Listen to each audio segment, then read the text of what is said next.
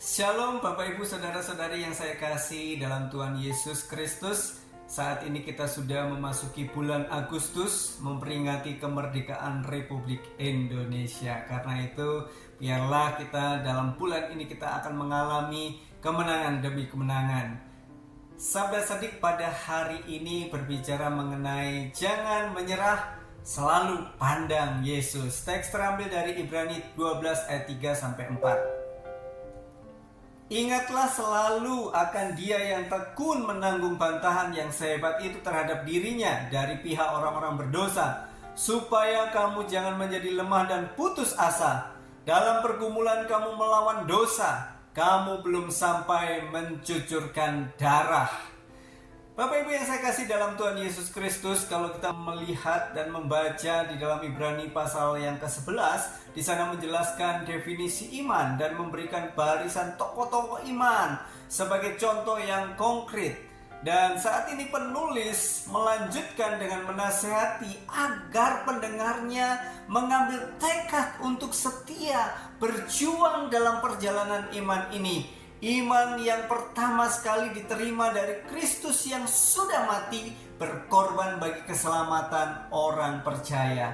Iman ini jugalah yang dipelihara dan dipimpin oleh Kristus sampai kepada kesempurnaan, yaitu ketika seorang bertemu Kristus kelak muka dengan muka. Inilah yang disebut perjalanan dari iman kepada iman.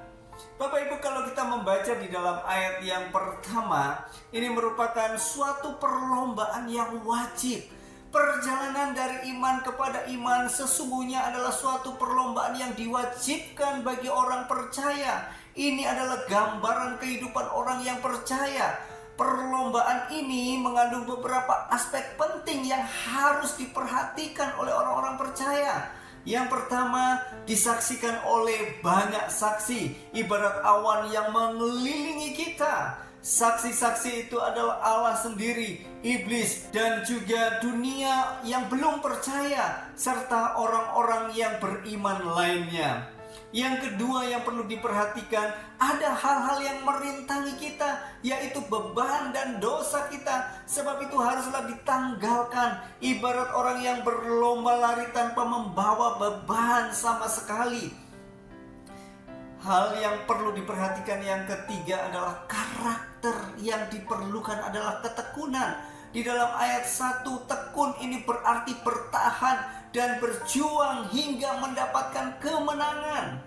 Dan hal yang perlu diperhatikan yang keempat adalah tujuan yang jelas, yaitu kesempurnaan dalam Kristus. Ini menunjukkan proses akhir dari pengudusan, yaitu pemuliaan. Hal kelima yang perlu diperhatikan adalah ada metode yang sangat jitu, yaitu mata yang tertuju kepada Yesus. Artinya, dengan hidup yang berfokus kepada Kristus dan firman-Nya. Hal yang keenam yang perlu diperhatikan adalah ada teladan yang perlu diingat selalu, yaitu Kristus yang menderita.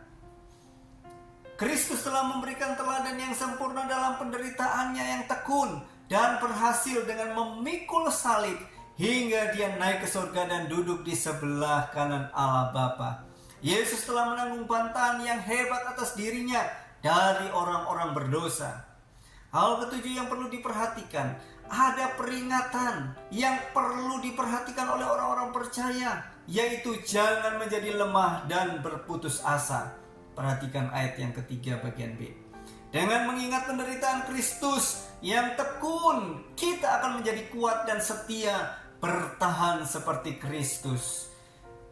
Hal kedelapan yang perlu kita perhatikan di dalam perjalanan iman kita, ada pergumulan dan penderitaan yang terbatas. Perhatikan ayat yang keempat. Bapak Ibu yang saya kasih dalam Tuhan Yesus Kristus, perlombaan iman ini tidak mudah, karena penuh tantangan, kesulitan, penderitaan, dan cobaan dari dunia dan dari si jahat. Namun semuanya itu tidak melampaui apa yang diderita oleh Kristus. Perhatikan 1 Korintus 10 ayat yang ke-13. Pencobaan-pencobaan yang kita alami itu adalah pencobaan biasa yang tidak melebihi kekuatan kita. Sebab Allah itu setia dan adil, sehingga Ia akan memberikan kekuatan pada kita serta jalan keluar. Semua aspek dalam perlombaan ini menjadikan perlombaan ini sangat serius, sangat berarti, bermakna, dan berharga untuk diperjuangkan dengan sebaik-baiknya. Tidak ada perlombaan yang lebih bernilai daripada perlombaan iman yang setia hingga akhir hidup mereka.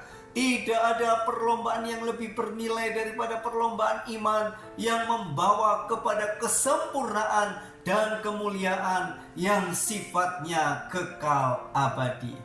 Oleh karena itu Bapak Ibu yang saya kasih dalam Tuhan Yesus Kristus, apakah saat ini Bapak Ibu sudah menyadari bahwa perjalanan iman ini adalah suatu perlombaan yang wajib, bukan sesuatu yang bersifat pilihan, melainkan sesuatu yang bersifat mutlak atau keharusan? Pertanyaannya adalah, sejauh mana kita sudah berlari dengan baik dalam perlombaan ini? Sebaiknya biarlah setiap malam sebelum tidur, hendaklah kita senantiasa bertanya kepada diri kita sendiri, adakah hari ini saya bertambah maju dalam perlombaan iman ini? Bapak Ibu, di dalam perlombaan iman kita akan menghadapi tantangan. Adakah kesusahan, penderitaan, beban berat, atau dosa yang merintangi Bapak Ibu di dalam perlombaan iman ini? Hendaklah Bapak Ibu senantiasa membawanya di hadapan Tuhan, agar kita dapat berlomba dengan tekun, setia, dan tanpa putus asa, sehingga mencapai kesempurnaan dalam Kristus. Oleh karena itu, dalam perlombaan iman kepada iman, jangan pernah menyerah. Jangan menyerah, selalu pandang kepada Yesus. Kiranya kebenaran firman Tuhan pada pagi hari ini memberkati kita semuanya. Amin.